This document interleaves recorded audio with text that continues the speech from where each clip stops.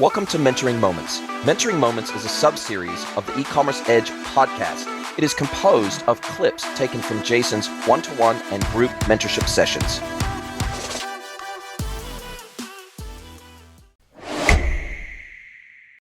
Hey everybody, thanks for joining us again for Mentoring Moments. I'm here in conversation with Stephen Jones. He's one of my one-to-one mentees. We work together every couple of weeks and we go through a pretty solid agenda of different items to talk about. And we've covered a lot of ground over the last 3-4 months of talking together. We've covered a lot of ground. And you brought up something I think that is pretty common for tech vendors such as yourself. And you're working in the AI technology space now, and it's a very hot topic of conversation. And I think in terms of international expansion, you had mentioned, look, we're pretty strong in the regions where we're already strong and where we're cooperating with partners today. We have strong relationships and we've got these solid partnerships where we have these joint go-to-market models where our partners, they upskill on our technology, they can help implement our technology, we can provide customer success services. So it is a true partnership between you as the technology vendor and you owning the product development roadmap of the technology, but also creating a feedback loop of the technology roadmap between you and your partners, but also ensuring that you have this enablement capability within the business to be able to enable partners to implement the technology well and to support the technology well with the merchants that deploy the technology. And I realize you don't just work with e-commerce merchants, you work with lots of different verticals and you have a special focus on e-commerce merchants and bringing AI-powered, effectively, chat technology to customer service capabilities. And we had talked a little bit about, we just started to dip our toes in the water of, okay, so we're strong in the areas we're strong today and we've got these strong partnerships, but if we wanted to get outside of these regions and we wanted to really grow our business, it almost feels like we now need to start targeting other regions. We now need to have a more global vision for our international expansion and what that might look like and what form that might take and what kind of steps do we need to take to build these strong partnerships outside of the regions where we already have strong partnerships. And I think, as I mentioned before off air, I think international expansion really requires some careful consideration because it can get very expensive and it can get very complex very fast. If you were a merchant, for example, in e-commerce, and you were a D2C merchant, say, for example, and you wanted to contemplate international expansion, there's some kind of almost playbooks that happen in that space that are pretty well trodden, pretty well proven, starting with, for example, operating in a local marketplace, operating via a local 3PL as opposed to doing maybe direct distribution. So there's kind of these playbooks for international expansion for D2C brands and even B2B brands for that matter. When we're talking tech, which is what you are, that international expansion becomes a little bit more challenging, mainly because you got to make some key strategic decisions about how you go in market, right? You've got to think about, do we want to have boots on the ground for a start off in region? Do we want to offer support to those partners in the local time zone? Where do we go from a language perspective, and can we support them in their local language if it's a non-English speaking region? Are there partners in region that we would like to target that feel like they would be a good, or is there no one operating in region that feels like they would be able to take over and own that region with a solid a joint go-to-market proposition? Because really that's what you're talking about here. You're talking about a joint go-to-market proposition, really. And the final thing really that immediately popped to mind was, can we create a two-way partnership that adds enough value for the prospective partner that they leap at the opportunity? Meaning, are we expecting them to effectively generate business for us as a one-way street? Or are we going to be able to do some other things in market to generate demand on the merchant or organization side that would buy the technology so that we then can position that opportunity with the right partner and effectively send opportunities bi-directionally to where you're bringing value to them other than just your tech and other than maybe just a percentage of the SaaS fee or however it is you work out your commercials with them, right? And so I think that there are some considerations. I think international expansion is really good because what it does is it helps to de-risk your business. Because very rarely does the whole world go into a downturn economically at exactly the same time. Now, sure, this current engineered recession because every economy in the world seems at the moment to be crushed by inflation. And so every central bank is raising interest rates, and they seem to be trying to collectively slow the global economy down at the same time. But even then, it's never going to happen at the same rate. It is never going to affect every country and every region and every market exactly the same way. And so you can definitely heavily de-risk your business by going global, for sure. There's also a commensurate cost structure that is associated with those global ambitions. And so I think you just have to be a little bit cautious. And so what I'm not doing is trying to give you very specific instructions or recommendations about how to go global. But what I'm trying to do is I'm trying to help you consider some of those things that will potentially be a challenge, but also an opportunity with global expansion. So I'm trying to just encourage some really broad thinking initially before you even start thinking about which region might make the most sense. It's okay, here's the umbrella view of this, or here's the 50,000 foot view of this. These are some of the things you will need to think about before you embark on a successful international expansion. Does that kind of make sense? Yeah, I think so. Yeah, I think where we are at the moment is that we're still very early stage in discovering a successful growth channel. I'm finding like what is going to be the way that we actually introduce the solution to new customers at a really useful scale. And partnerships seems to be that we've had some early indicators that partnerships is the right way to go about it. That when your solution is recommended by a trusted partner, converts way quick at a higher conversion rate percentage. So generally speaking, our clients are convinced of the value quicker and more reliably, rather than sourcing that lead via cold calling or emailing or through search engine optimization or something like that. Like if we source our deals via our partners, it's a far more economic way of acquiring new clients for us. So we're trying to look at the moment about how do we invest more into partnerships then? What more can we do than what we're doing already? If we were to increase the budget, how would we then increase the output of that department at the top of our funnel? How would we get more meetings? How would we bring in more clients? And so I think a natural place for us to look is probably at international expansion, if not expanding into new verticals. Like our primary industry is retail and e-commerce. See, the only clients that we're trying to bring on, they're all retail and e-commerce. So our outbound sales team solely looking at retailers. Our marketing is all geared towards retail and e-com. And the product itself has been built with e-commerce in mind.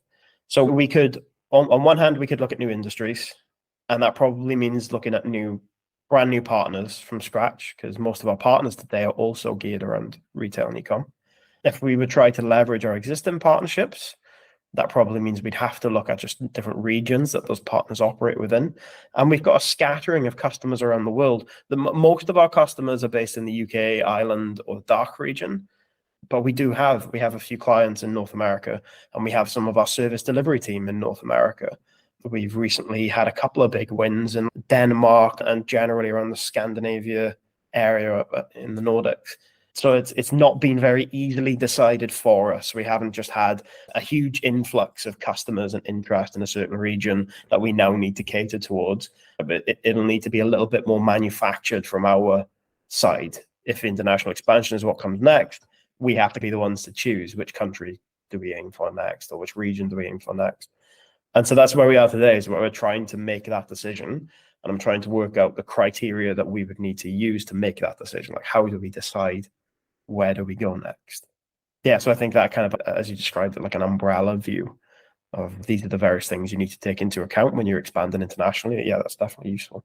Yeah, and look, I think also you're going to have to think about, okay, and I think some of the statistics that you gave me earlier, I won't give specifics, but high level, you talked about the fact that, okay, if we compare inbound and partner source deals versus outbound source deals, if you convert at X for outbound, you convert it 2X for inbound, and you convert it 3X for partner sourced opportunities. And so that from a commercial perspective seems really compelling, that you'd say, look, okay, can we reallocate some resources from outbound and inbound to partner source, because the conversion rate is just so much higher. Like, it's totally compelling.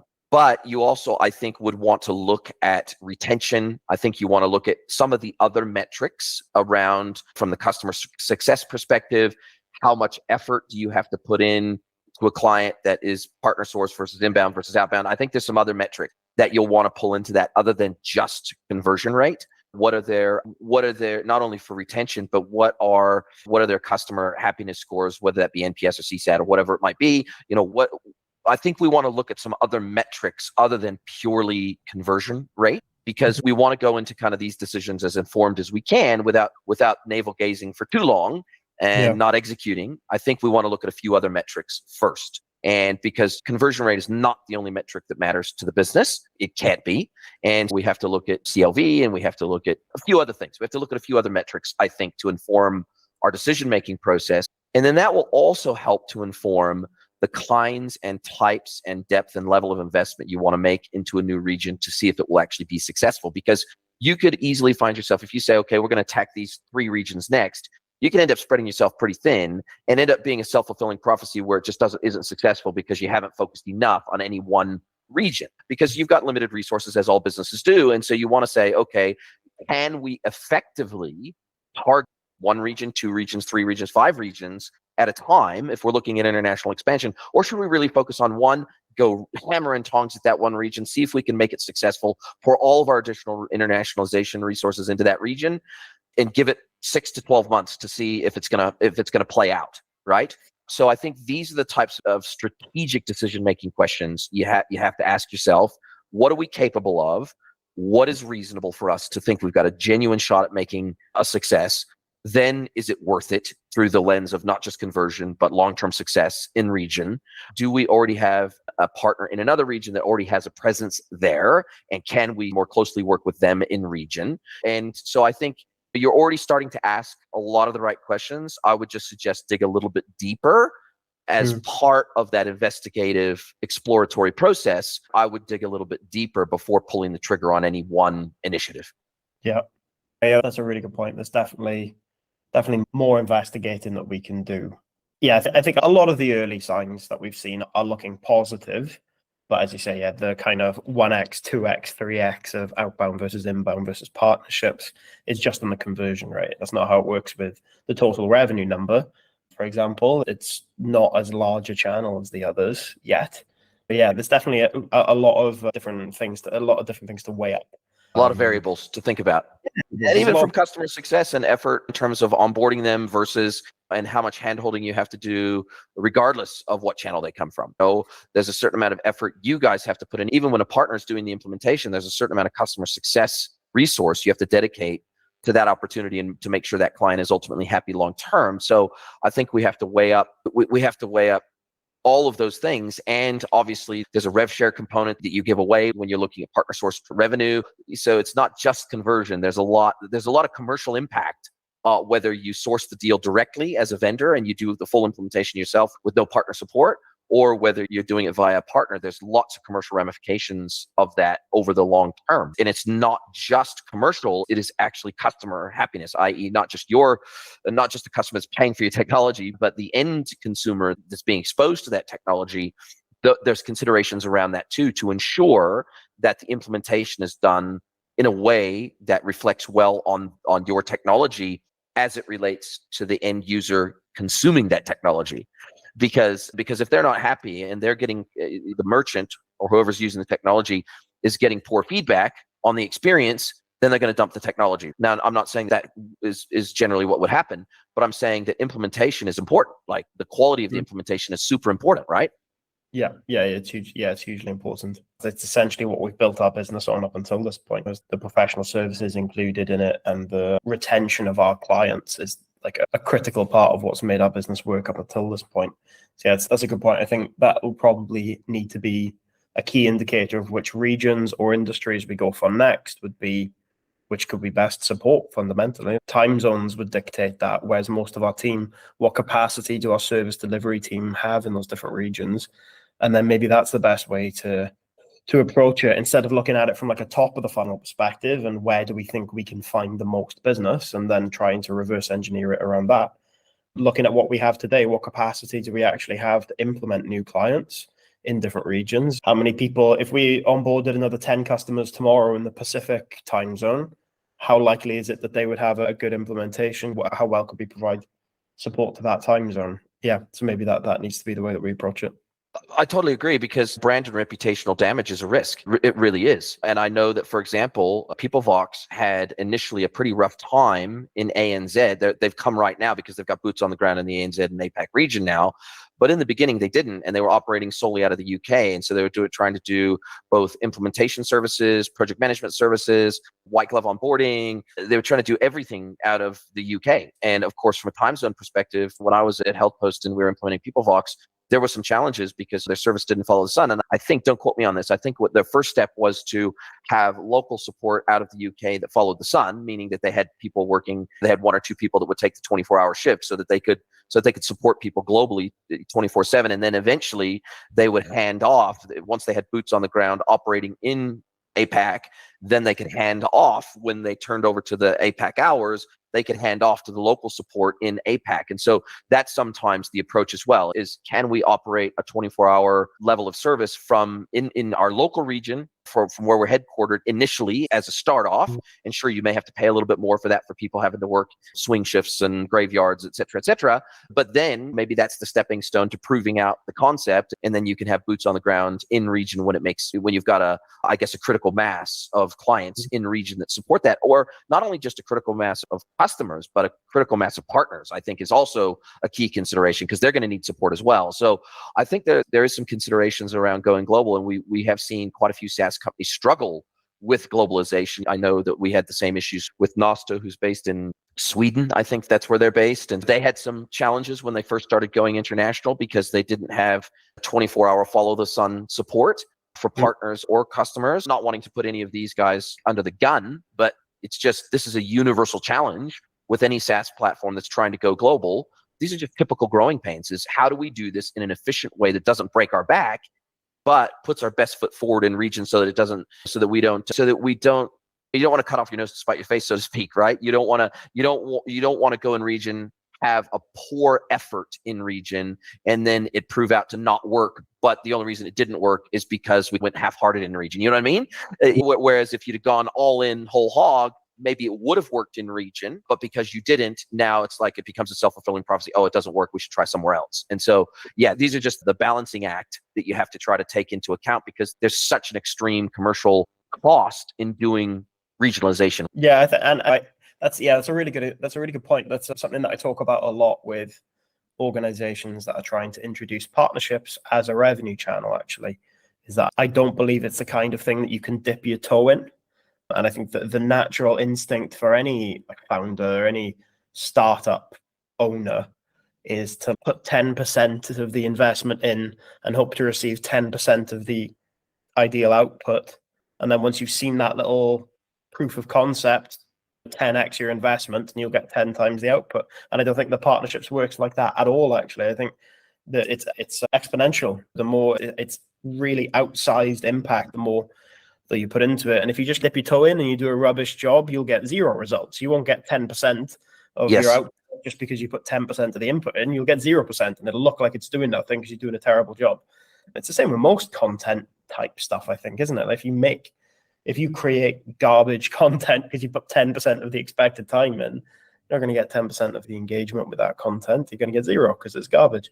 And yeah, I guess we should view our international expansion as the same type of thing. If we're going to do it properly, go all the way in or be all the way out. Yeah, I guess that the concept is it's all front loaded. Like all the costs are front loaded and the revenue is not. And it's not linear. The return is just simply not linear. It becomes linear over time, but upfront there's this massive spike in effort and energy and investment required to get momentum. And then once you've got momentum, then it becomes easier over time. But to build, it's like what is that saying about pushing the rock up over a hump, and then once it's rolling down the other side, then the momentum carries it down the hill. But getting the rock moving is the hard bit. And that's what you're trying to do in new regions, is you're trying to start from day dot, effectively day one in a new region, and you're trying to get the rock moving. And then once the rock's moving, then it'll have a life of its own, right? But yeah, I think you're thinking about this in exactly the right way. And I think that you're starting to put together a framework, a decision-making framework around internationalization that is then repeatable. So you can, and when you're first region of internationalization, you're going to learn a shitload, right? And so you can bring those learnings back into your decision-making framework. And I'm a big fan of frameworks because it takes the cognitive load that would be typically required and processizes it. It turns it into a process instead of a bespoke exercise every single time. I'm massive fan of decision-making frameworks, massive fan. And I do this in my investing life and in many other areas of my life. I create a decision-making framework or a matrix around a specific thing. And then I try to make that repeatable by bringing a feedback loop in to where we can make adjustments to the framework with any new learnings that we discover along the way. And so I think that you putting together an internationalization framework that you can then present to the board and say, we think we've captured all of the key decision-making KPIs that we need to have before we look at really making an investment in region. And we're going to test this out in a region. We're not going to go 3 wide or 4 wide initially. We're going to try this out in one new region first. We're going to prove out the decision-making framework. We're going to give it 6 months, or we're going to give it 12 months, or whatever the decision is based on how long it took you to build out your current business in region. I think we can do that in a pretty data-informed way. So I think you're thinking about this through the right lenses, but just try to take particularly the commercial KPIs, take them all into account, not just conversion. Yeah, that makes sense. Yeah, thanks a lot. Thank you, Jason. My pleasure, mate. Look, I always look forward to our chats, but I'm really looking forward to our next one in a couple of weeks' time. So thank you for always having a cool agenda. Sounds good. Yeah. Speak to you in a couple of weeks. If you'd like to get mentored by Jason for free, head over to greenwoodconsulting.net, scroll to the bottom of the page, and click Get Mentored by Jason.